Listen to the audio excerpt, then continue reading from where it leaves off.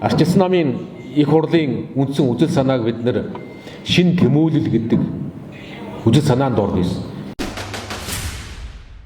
Бид нэр ардчлалын 36 жилдээ бид нар дүгнэлт хийх болсон. Бид нар одоо шинээр юунд тэмүүлэх ёстой юм бэ? Товчхоноор ганцхан тоог хэлье. Ардчилсан нам 2028 онд засаглах ёстой.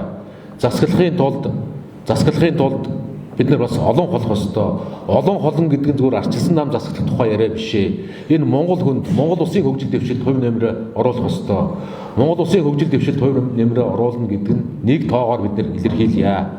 Монгол улсын эдийн засгийн өсөлтийг ардчилсан нам засагласан жилүүдэд 2 дахин нэмэгдүүлэхэд зорио. Эдийн засгийн өсөлтийг инхийн тулд энэ 2 жилийн хугацаанд бодлогын суурь баримт бичгүүдийг ардчилсан нам засаглал бодлогын суурь баримт бичгүүдэд яаж бэлтгэх ёстой вэ? Бодлогын судалгааны байгууллагууд хэрхэн яаж ажиллах ёстой вэ?